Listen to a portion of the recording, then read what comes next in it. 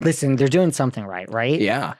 One more question before we move on about the Kardashians. Is this true? I don't know where I read this, that you ran into Kris. And do you ever run into the other girls? You ran into Kris at, I think, Alan Thicke's funeral. Yeah. And how's that? That was the last time I saw her, and I haven't seen her, at all throughout this thing. And I was thinking, I was friends with the Bill Maher, and Bill was one of the speakers at the funeral. And but Alan Thicke said he wanted it to be a joyous time, so it was all comedians and a lot of people doing comedy, and jokes, really like a roast almost of Alan.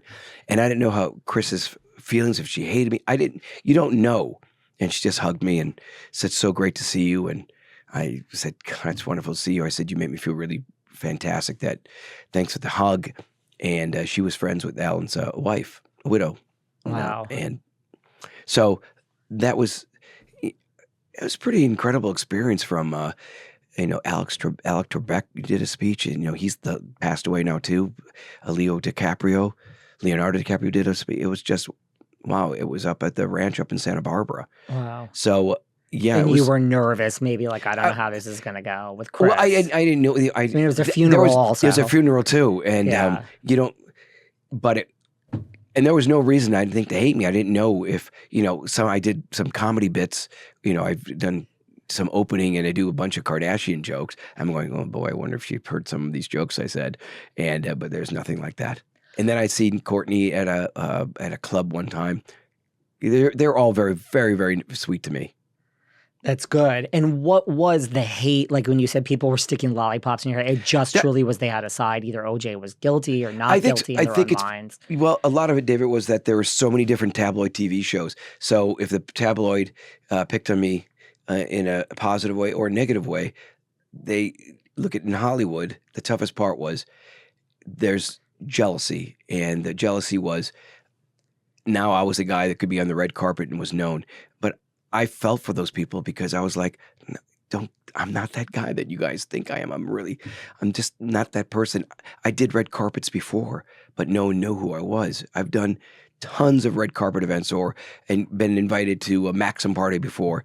So when I'd be at the party, they're thinking he's invited because he's in a murder trial, the O.J. Simpson trial. And I was like, yeah, I guess that's partly true, but partly true. It's like, I have my own personality, and I got by before that, and I did well before that. So, and then look, you're a part of this trial, right? Yeah. And it's like, were you shocked at because look, there was a lot of side characters like Johnny Cochran. I mean, I call them characters, but you're all human beings. See, you're soap opera to you too, huh? Well, I ought to tell you, pal. Well, no, you know what it is. Like, here I am telling you that I can't remember anything, but look, I know where I was when in 9/11. I was in New York. I saw the buildings fall. So I know where I was the summer of the white Bronco chase. Yeah. Now, I can't really picture where I was with a bunch of other murders that are popular, just maybe because it's at my age and the timing. So, I mean, so there were a lot of, but there's something about you and Marcia Clark in particular. You guys, they talked about your hair, your tan, your looks. I heard what she was wearing. Like, I mean, it's a murder trial. Like, were you shocked at the level that you kind of were thrust into it? Because it wasn't really about you, right? Yeah, there's nothing. It was about two young people murdered that were beautiful. And I didn't know Ron Goldman, but through the years I've met, with Fred and Kim Goldman. And so through them, I know how great Ron was. So, yeah, people lost focus of that completely. Everybody's lost focus of that because it became an entertainment. And it was all about entertainment. It was black and white. It was very Shakespearean. And it was the downfall of a celebrity. It had every element. It was like it was a Hollywood script. And that's why they did a TV show. And so many different things were written about this. So I think it's ratings is what mattered. It was what show from hard copies to current affairs. They had to get the next story that was going to give, because you base everything on advertisers, of how you can get advertisers for your next, to make your show keep going on. But yes, people lost the perspective of what it was really about. And I don't mean any shade by that. I just meant were you shocked that it was? Because there's been so many murders. I mean, I don't know how else to phrase it, but there's something about, if you Google. That sounds like an ad for liquid death. Right. I mean, listen, take a look. There's so many murders, and let's have a liquid death. Have your liquid death. It's like every time I have. The taste will murder you. This Celsius is really good.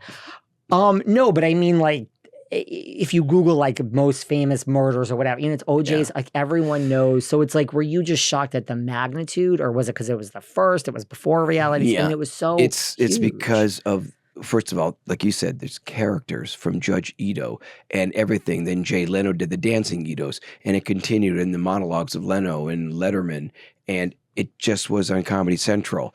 It just continued. It was just titillating. People were watching it. Everybody knew they were watching it. I mean, statistics, and this is not even being big-headed, but I would get things of, at that time, I was more popular than Al Gore. More people recognize me.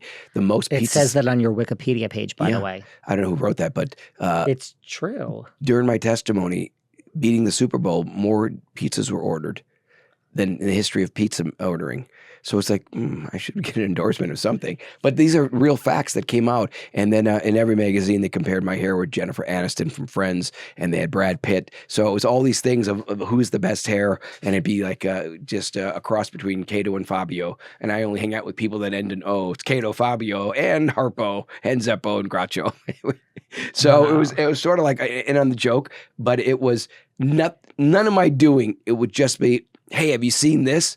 Because, I, at that time, I think I was public image of, free to the public. They could make fun of me.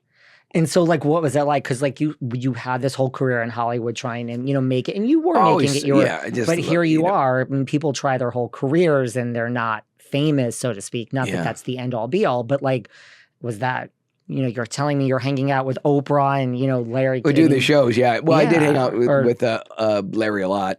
And, I became dear friends with Bill Maher. And I mean, it had that, Charlie Sheen became a great friend. So I had great friends, but and also still to this day.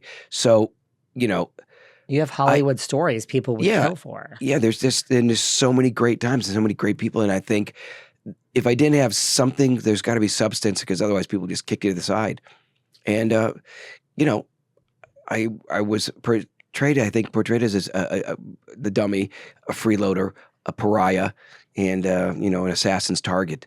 But I knew all these things of who I was, and I'm here to stay. And it's really I'm every day I'm doing something. From doing a comedy bit this last weekend and doing my podcast.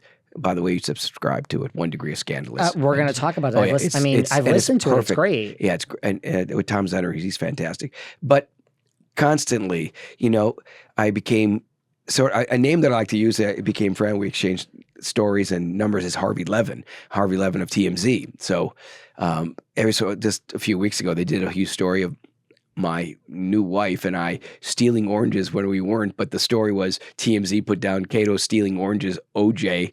They're trying to make the reference when in reality, the makes it look like I'm stealing these oranges, but the guy, I walk in my neighborhood and the guy says, "Oh, yeah, take what you want," but you don't know that part of the story. So